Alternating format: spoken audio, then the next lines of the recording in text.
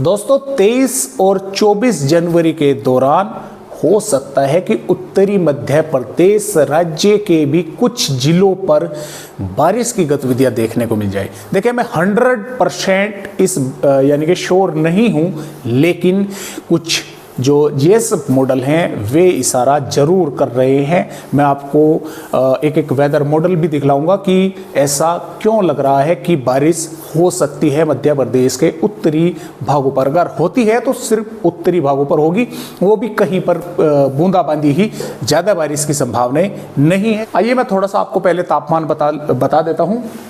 जो मध्य प्रदेश राज्य के हैं, सबसे कम तापमान जो पिछले 24 घंटों के दौरान रिकॉर्ड किए गए हैं वो यहाँ पर शहडोल के है, शाजापुर के है 4.6 डिग्री सेल्सियस, यानी कि ये सुबह के समय के तापमान हैं जो सबसे कम होते हैं।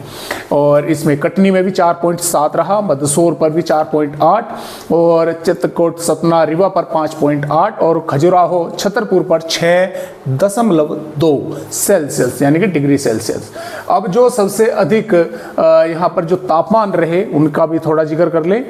यहाँ पर रहे दोस्तों नर्मदापुर पर 30.3 डिग्री सेल्सियस, खंडवा पर, यानी कि ये दिन के अधिकतम तापमान है जो दिन में धूप निकलती है और जो तापमान बढ़ते हैं। दो तरह के तापमान होते हैं दोस्तों, एक न्यूनतम तापमान, एक अधिकतम तापमान। न्यूनतम तापमान सुबह के पसर जिसको बोलते हैं, सुबह का जो सबसे कम तापमान होता है न्यूनतम तापमान उसको बोलते हैं।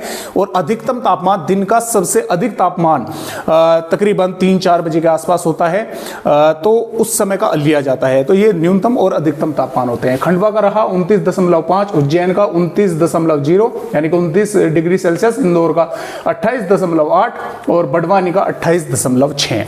आइए अब आगे बात करते हैं कि किस तरह से मैं आपको यहाँ पर बतला रहा था। देखिए ये जो है दोस्तों, ये यहाँ पर देखिए दोस्तों, आमतौर पर होता क्या है कि पश्चिम विक्षोभ पहाड़ी राज्यों पर, देखिए यहाँ पर आप देख सकते हैं, ये यहाँ से होते हुए आते हैं, इस तरह से होते हुए आते हैं। लेकिन ये जो पश्चिम विक्षोभ है WD है, ये कुछ नीचे की तरफ से आ रहा है, यानी कि इस तरह से ये यहाँ पर फैला हुआ है। ज़्यादा हिस्सा तो इसका ऊपर ही है, लेकिन कुछ हिस्सा यहाँ पर भी है। तो ये इस तरह से होता हुआ आएगा, यहाँ से होता हुआ इस तरह से ऊपर की तरफ यहाँ से उठेगा।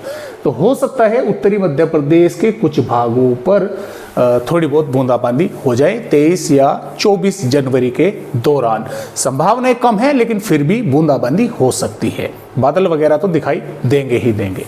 आइए अब बात करते हैं मध्य प्रदेश राज्य की कि किस तरह का 16 जनवरी में मौसम रहेगा मध्य प्रदेश राज्य का।